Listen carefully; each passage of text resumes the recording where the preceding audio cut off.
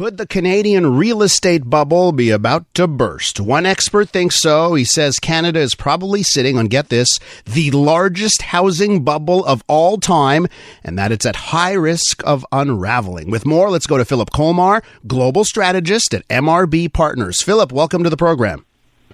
Oh, thank you for having me. So I'll be honest, Phillip, I saw you do an interview on BNM Bloomberg. The business channels, they're all stodgy and it's all about stock prices and they're just so official, right? So I'm happy that you're on this show where we can look at this complex subject and maybe have some fun with it because it doesn't seem to be a fun subject. But make the case here, Phillip.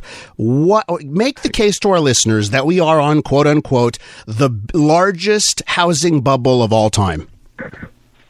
That is quite a statement, but I have looked at pretty much every housing bubble that we've seen in the developed world in past decades. And when you do look at Canada, it does stand out as being quite dramatic. And so I think that was the point I was trying to make. When you look at a housing bubble, you want to look at two sides. You want to look at the price action versus income. So have home prices vastly outpaced what people can afford, what their income levels are doing, and that's certainly the case in Canada. That's been on a trend for 20-some years, really, but and due to very easy policy and low interest rates, but it really got turbocharged last decade when interest rates were very low pre-pandemic. The second element you want to look at when you're looking at a housing bubble is there a lot of leverage underneath the surface? Have homeowners taken on a lot of debt in order to finance those nosebleed house prices? And unfortunately, that's where it gets really scary for Canada. Household debt to, say, income ratios or mortgage debt to income ratios are really off the charts. They were pretty elevated when the U.S. went through its crisis, back in the late 2000s. But households in Canada really got seduced by depressed interest rates for a very long period of time, right up until the pandemic, and they kept borrowing into it. And so their leverage into the system, into the housing market, makes the U.S. look fairly prudent, unfortunately, at its bubble. And that's kind of where it starts to get scary. And then, of course, you start to look for catalysts. Is employment still durable? And it is at the moment, so that's holding it up. But are bond yields going higher? And they have been. They paused there briefly last year, but they've been going back up lately. And so that's those are the two vulnerabilities to the housing market. I put it out there as a risk factor if bond yields don't hold here. A lot of Canadians are underwater in terms of being able to pay already. Banks are getting pretty creative in trying to keep this thing on life support. So, Phillip, there's a story out this morning in the French press here in Montreal, looking at Montreal, comparing it to 2023 versus 1998. And one thing that astounded, and they're looking at the housing market, one thing that astounded me, the median household revenue 25 years ago in Montreal, about $50,000. 25 years later, that median household revenue with two income earners is $100,000. Basically, but the cost of a home, the median cost of a home over that time went from $107,000 to $550,000. So double in wages, 5 times more for the cost of homes. It seems to me like the situation is untenable. Like, just can't continue in that direction. Yeah, and that is really the issue. Is the reason why those home prices could go up so dramatically was because we're in a very low inflationary environment for some time, for well over a decade, particularly after U.S. and European housing markets went through their crash and adjustment phase. And so when you had a really low inflationary environment, you had really low bond yields or borrowing rates really across the whole globe. And Canada was able to piggyback on the back of that. And so Canada didn't go through that crisis, but got the low interest rate set largely south of the border. And it adopted something similar. The Bank of Canada adopted similar because if it hadn't, it's a bit more technical, but it would have pushed up the currency. And Canada's a big exporter, so they didn't want its currency to go up. So that low interest rate environment with decent incomes that were growing really turbocharged asset prices, particularly home prices. And so that's where we saw it. Now, that's fine as long as interest rates never go up and inflation never comes back. But as we all know, that's not the case anymore, right? Inflation's come back, and bond yields are gone up, interest rates are adjusting higher. And a lot of homeowners, unfortunately, just before the pandemic shifted over to variable and other types of things, so they're feeling it already.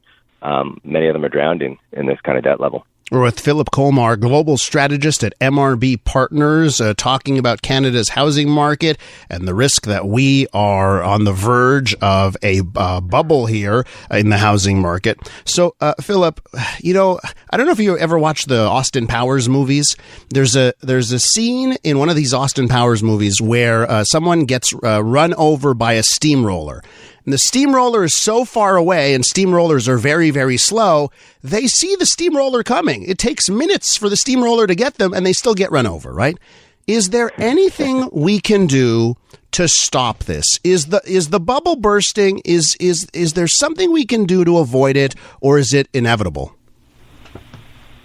Yeah, I mean, unfortunately, with housing markets, it really is like that. The steamroller analogy is great because people look at it, and because it goes on so long, bubbles are like that, or asset inflation, where people think, well, it's gone on forever, we're not going to get a correction, and then they start to believe it never will correct, and we saw that before the U.S. came down. So that steamroller analogy is great. What you really want to do is you want to kind of cap out home prices or have them kind of flatten off, if you will. Mm-hmm. While incomes are still good, and bond yields aren't surging higher. So the problem is the bond yield environment is being set more globally than it is in Canada. The resilience of the U.S. economy and the inflation pulse that we're having globally is setting bond yields. So that's difficult. You kind of want to have a few years where incomes, or quite a few years in this case because it's very stretched, where incomes stay solid. Now, incomes and employment sector in Canada is durable, and that's what's holding this whole thing up. So, but unfortunately, it's really hard to avoid a recession forever. And the lethal combination is, of course, if bond yields go up first, and then we get triggered into recession. So that would make it pretty inevitable. At some point, we're going to see that. What you want to do is buy a few years where you still got, before recession, employment sector still okay, and home prices hopefully don't keep surging. But that's a very difficult thing to orchestrate, and policy has a difficulty doing so. Phillip, what would you tell someone who is thinking about entering the real estate market, or a homeowner right now that is thinking about, I may want to buy another place? What do you do if you're a homeowner or you want to get into real estate right now? Yeah, it's very difficult. I mean, I'd probably hold off, because when you're looking at the kind of vulnerability that's in there, as long as as employment stays up, we could have some, another year or so of durability in the sector. But the problem is if you're a homeowner, you're buying, you're looking at a multi-year run. And so at that point, with the vulnerability or the stretchness in terms of valuations and house prices versus incomes, you could see a 25% correction from where we are. We had last year, we corrected on a nationwide level 10 to 15% when mortgage rates went up. So we're bouncing back a little bit from that, but we still have a lot of downside underneath us to restore those things. So I would probably encourage to hold off, certainly on an investment property or those kind of things. Certainly, I would say don't be betting on mortgage rates necessarily coming lower. Certainly in a recession, you get lower interest rates and stuff, but be able to afford it at current mortgage rates. Don't be betting on that they're going to come lower and that's going to turbocharge the market. And at this point, I wouldn't be betting on speculative increases. Do it because if you're going to really get in, it's because you want this property for the long haul and you can afford it.